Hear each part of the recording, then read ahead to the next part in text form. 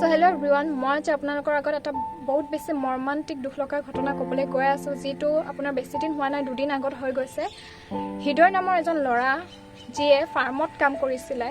কেইজনমান পাহাৰীয়া বন্ধু তেওঁৰ বন্ধু হৈ পৰিছিলে। তাৰপিছত পাহাৰীয়া বন্ধুকেইজনে তেওঁক এদিন পাহাৰলৈ ফুৰাবলৈ বুলি লৈ গ'ল। লৈ যোৱাৰ পিছত তেওঁক অপহৰণ কৰিলে আৰু হৃদয়ৰ মাক বাপেকৰ পৰা 20 লাখ টকাৰ দাবী কৰিছিলে। মাক বাপেকে যেনে তেনে, কাৰণ পৰিয়ালটো ইমান বেছি ফাইনেন্সিয়েলি ভাল নাছিলে, গতিকে তেখেতসকলে 2 লাখ টকা যেনে তেনে গোটাই মেলি অপহৰণকাৰীসকলক দিলে।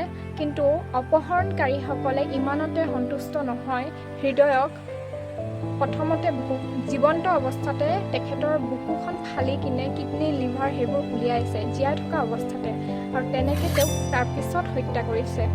আৰু সিমানলৈকেও বাৰু চলিছে আজিকালি, ঠিক আছে, কিন্তু মানুহৰ প্ৰতি যিটো বিশ্বাস, মই কৈ আছোঁ বাৰে বাৰে, মানুহৰ প্ৰতি যিটো বিশ্বাস উঠি গৈছে, সেইটো হৈছে যেতিয়া হৃদয়ক কাটি কিনে পিচ পিচ কৰি কাটি কিনে তেখেতক ৰান্ধিছে খাবৰ বাবে।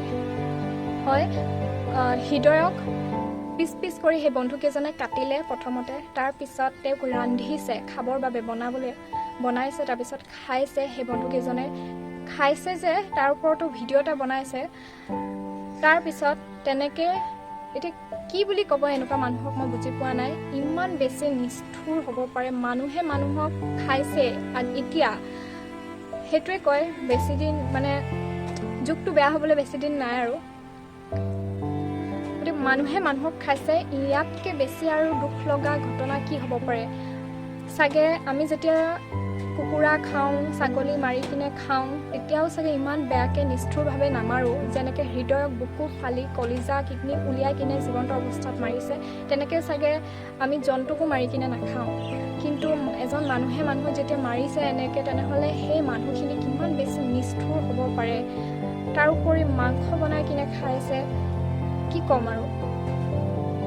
তেখেতলোকক যোনে এনেকৈ বনাই মেলি খাইছিলে, অপহৰণকাৰী সেইসকলক, হত্যাকাৰীসকলক ধৰিলে। এতিয়া কি কৰে নাজানো, সিহঁতকতো উচিত ফাঁচি দিবই লাগে, ফাঁচিৰে যোগ্য হয়। এতিয়া সেইটো ঘটনা আচলতে বাংলাদেশৰ হয়। বাংলাদেশত য'তো নঘটক এইটো ঘটনা, অসমৰে হওক, ভাৰতৰে হওক, বাংলাদেশৰ হওক, য'ৰো নহওক, কিন্তু মানুহ জাতিটোৰ প্ৰতি যিটো এটা বিশ্বাস আছিলে, সেইটো চাগে আজি সম্পূৰ্ণৰূপে উঠি গ'ল চবৰে। কি কৰিব আৰু, উপায় নাই। এতিয়া সেইকাৰণে মানুহে কলি যুগত, গীতা ভাগৱতত কোৱা হৈছে, কলি যুগত আপুনি যেতিয়ালৈকে ভগৱানৰ নাম নলয়, এইবোৰৰ পৰা আঁতৰি নাহে, মাৰপিট, কাজিয়া পেচাল এইবিলাক হ'বই। সেইকাৰণে মানুহে সদায় ভগৱানৰ নাম ল'ব লাগে, নাম কীৰ্তন মন্দিৰ সেই তাত যাব লাগে, তেতিয়া চাগে অকণমান হ'লেও কমিব। কিন্তু মানুহে সেই গীতা ভাগৱতৰ যিটো ইম্পৰ্টেঞ্চ হয়, সেইটো ভালকৈ বুজি নাপায়। গতিকে ভিডিঅ'টো মই আজি ইমানতে সমাপ্ত কৰিছোঁ। আপোনালোকক এটা বাতৰি দিবলৈ চেষ্টা কৰিলোঁ, যিটোৰ যোগেদি মানুহৰ প্ৰতি যিটো আমি পটককৈ সহজতে কাৰোবাক বিশ্বাস কৰি লওঁ, সেইটো যাতে কোনেও পটককৈ কৰি নলয়। আজিৰ যুগত স্পেচিয়েলি যোনো নহওক লাগিলে পটককৈ বিশ্বাস নকৰিব, পটককৈ য'ত ত'ত গুচি নাযাব। আপুনি ক'ব নোৱাৰে, তেনেকুৱা জংঘলী জেগাত বা সেনেকুৱা জেগাত পটককৈ যাব নালাগে। আপুনি নেজানে কাৰ মাইণ্ডত কি চলি আছে আজিৰ যুগত। সেইকাৰণে নিজক আজিকালি নিজে বুজক, নিজে ছেফ কৰি ৰাখক, কাকো ইমান এটা বিশ্বাস নকৰিবই পাৰিলে। গতিকে ভিডিঅ'টো ইমানতে সমাপ্ত কৰিছোঁ। আপোনালোকে ভিডিঅ'টো শ্বেয়াৰ কৰি দিব, যাতে এইটো ঘটনা, ইমান বেছি যিটো দুখ লগা ঘটনা, সেইটো চবেই গম পায়। গতিকে আজিলৈ ইমানতে, ধন্যবাদ।